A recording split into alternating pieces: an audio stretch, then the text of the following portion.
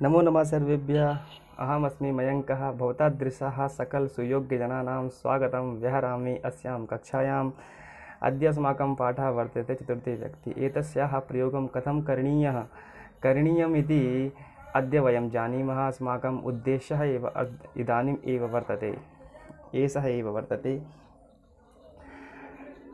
बच्चों, क्या है कि हम आजकल अद्यत्व तु वयं चतुर्थी व्यक्ति वयं तु पठितवन्तः एव, किंचित किंचित अस्ति, परंच अद्य समाप्तं भविष्यति। तो बच्चों कुछ अभी रह रही है चतुर्थी व्यक्ति, पर आज वो समाप्त हो जाएगी आपके लिए। और हम अब ये जानेंगे कि चतुर्थी व्यक्ति में देखो कैसे कैसे शब्दों का प्रयोग कहाँ कहाँ और कैसे कैसे होता है हमारे संस्कृत के संभाषण में। तो हमें सिर्फ पढ़ना ही मात्र नहीं है या फिर हमें एक लिखना मात्र नहीं है, हमको इन शब्दों को अपनी वाणी में भी लाना है और हमें परस्पर बातचीत करनी है। देखो बच्चों, कभी भी कोई जो भाषा होती है वो लिखने मात्र से नहीं आती, उसको अपने व्यवहार में ढालना पड़ता है। ठीक है बच्चों, तो ये चीज़ें आपको ध्यान रखनी चाहिए। जब तक संस्कृत आप तब तक नहीं बोल पाओगे जब तक आप उसको अपने व्यवहार में नहीं ढालोगे। तो देखो बच्चों, आज के लिए मैं आपके लिए पाठ लाया हूँ चतुर्थी व्यक्ति का। तो इसका प्रयोग हमें कैसे करना है, क्या करना है, अब हम ये यहाँ पे देखते हैं। ठीक है बच्चों, तो यहाँ पे हम देखते हैं कि यहाँ दो व्यक्ति हैं। ठीक है, संभवतः ये पति पत्नी हो सकते हैं क्योंकि इनमें बातचीत भी इस प्रकार से हो रही है। तो यहाँ देखिए विनोदः, अब ये विनोद है। अब देखो यहाँ संबोधन कर रहा है ललिते विनोदः, ललिते मम लेखनी क्वा, मेरी लेखनी कहाँ है। कौन कह रहा है? ये हमारा जो विनोद है वो ये बात को कह रहा है कि कर्तरी अपि नास्ति अत्र। कर्तरी बच्चों बोलते हैं कैंची को, ठीक है। लेखनी बोलते हैं यहाँ पे पेन को, ठीक है। कस्मै दत्तवती भवती, कस्मै देखिए बच्चों यहाँ पे जो कस्मै है ये किम शब्द के किम पुल्लिंग शब्द जो है उसका चतुर्थी का एक वचन है कस्मै, अर्थात किसके लिए। ठीक है, दत्तवती दे दी, भवती आपने किसको दे दी, किसके लिए दे दी ये। ठीक है, तो ललिता यहाँ बोलती है हयः, हयः अर्थात कल होता है बच्चों, ये ध्यान रखना। हयः भवान एव लेखनीम पुत्राय दत्तवान, आपने ही कल जो लेखनी को जो था लेखनी को पुत्राय पुत्र के लिए, जैसे हम बोलते हैं ना पुत्राय, अभी हमने पढ़ा था चतुर्थी व्यक्ति में जो बनता है पुत्राय बनता है। ठीक है, पुत्राय पुत्राय दत्तवान, पुत्र के लिए आपने दे दी थी। कर्तरीम पुत्रई दत्तवान, और जो कर्तरीम अर्थात जो कैंची थी वो आपने पुत्री को के लिए दे दी थी। अब विनोद को ध्यान आता है, विनोद कहता अच्छा एवं खलु, ऐसा क्या, एवं मतलब इस प्रकार से, खलु इस प्रकार से क्या।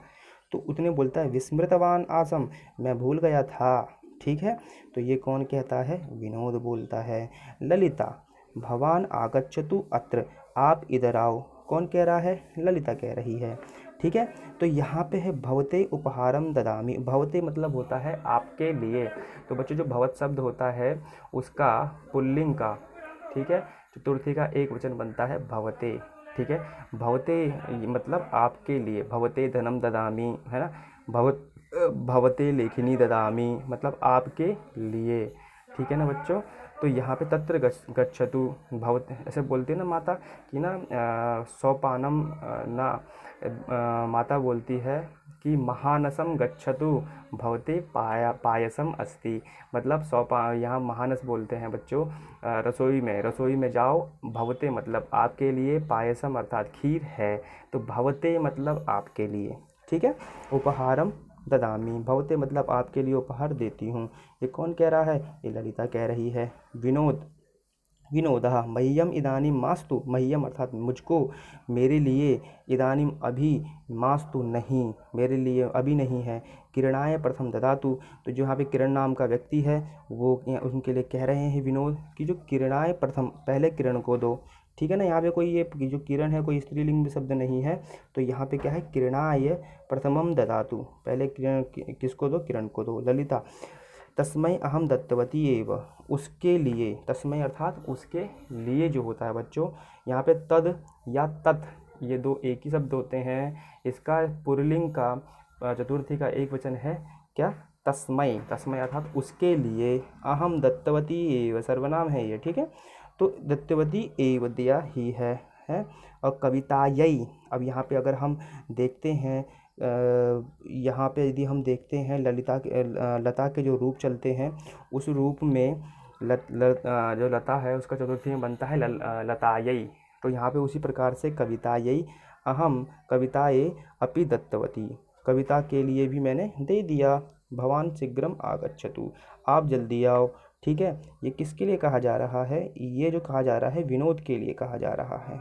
ठीक है, अब विनोद नंदिन्यै दत्तवती किम, नंदी के लिए आपने दे दिया क्या? चतुर्थी है यहाँ पे देखिए आप। ठीक है, तो इसके बाद ललिता, जो ललिता कहती है तस्यै अनंतरम ददामि, मतलब अनंतरम होता बच्चों बाद में। ठीक है, तस्यै अनंतरम ददामि। ठीक है, अनंतरम बाद में कह सकते हैं। देखो इसके शब्द के प्रयोग कैसे बनते हैं। इदानीम अहम भोजनम करोमि अनंतरम पठामि है। इदानीम अहम शयनम करोमि अनंतरम भ्रमणम करोमि है। अनंतरम अर्थात बाद में। ठीक है, अनंतरम। ठीक है, और इसके बाद है भवान इदानीम आगच्छतु, भवान मतलब आप, इदानीम अभी, आगच्छतु आ जाओ। ठीक है, तो यहाँ पे विनोद जो काम कर रहा था वो बताता है। विनोदः पत्रिकायै एकम लिखन अस्मि। तो यहाँ पे जो है ये कह रहे हैं कि पत्रिकायै मतलब पत्रिका के लिए, एकम अर्थात एक, लेखनम जो लेखन कार्य होता है वो, लिखन अस्मि मतलब मैं एक लेखन कार्य लिख रहा हूँ। ठीक है ना, तो यहाँ पे सत्रिय प्रत्यय का प्रयोग हुआ है लिखन में, तो हमें ये चीज़ देखना है। उसके बाद है यहाँ पे लेखनम समाप्य, ल्यप प्रत्याहार का प्रयोग, यहाँ पे प्रत्यय का प्रयोग हुआ है।